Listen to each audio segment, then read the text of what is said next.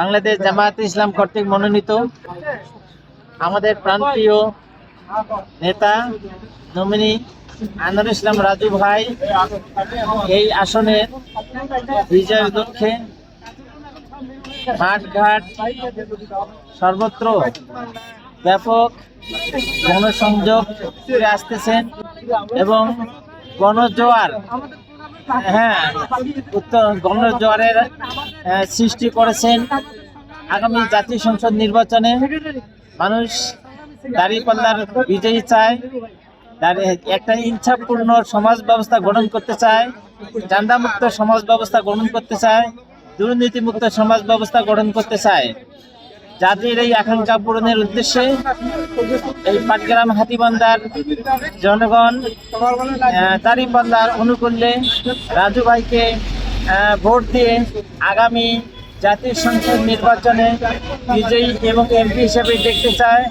জুলাই আন্দোলনের উদ্দেশ্যকে বাস্তবায়নের জন্য আমরা সবাই সহযোগিতা করব। আগামীতে যেন আমাদের দেশ সর্বদিক দিয়ে বিশ্বের কাছে প্রশংসিত এবং মাথা উঁচু করে দাঁড়াইতে পারে, এই লক্ষ্য রেখে জনগণের দৃষ্টি আকর্ষণ করে প্রত্যেককে স্মরণ করে দেওয়ার উদ্দেশ্যে রাজু ভাইয়ের আকাঙ্ক্ষাকে বাস্তবায়নের জন্য সম্প্রসারণের জন্য আজকে এখানে একটি দাঁড়িপাল্লার প্রতীক ঝুলি দেওয়া হচ্ছে।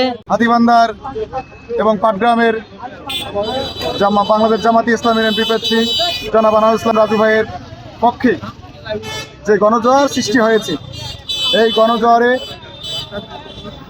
স্থানীয় সাধারণ লোকজন এবং বাংলাদেশ জামাতি ইসলামের যুবলীগের কিছু তরুণ ছেলে আজকে যে উদ্যোগ নিয়েছে হাতীবান্ধার সর্ববৃহৎ একটা ব্যানার প্রতীক দাঁড়িপাল্লা প্রতীক আজকে এখানে উদ্বোধন করতেছেন। এখানে সবার মুখে একটা উচ্ছ্বাস সৃষ্টি হয়েছে। এছাড়া মানুষ সবাই একই কথা বলতেছে, দাঁড়িপাল্লা ইনশাআল্লাহ আগামীতে সরকার গঠন করবে। আজকে বাংলাদেশ জামায়াতে ইসলামী লালমনিরহাট ১ হাতীবান্ধা পাটগ্রামের যে মনোনীত প্রার্থী আলহাজ আনোয়ারুল ইসলাম রাজু, তার যে দলীয় প্রতীক দাঁড়িপাল্লার সেই প্রতীকী স্থাপন হচ্ছে হাতীবান্ধার প্রাণকেন্দ্র যে মেডিকেল মোড়ের গোল চত্বর আছে, সেখানে বাংলাদেশ জামায়াতে ইসলামের যে দাঁড়িপাল্লা প্রতীক সেটিকে স্থাপন করা হচ্ছে।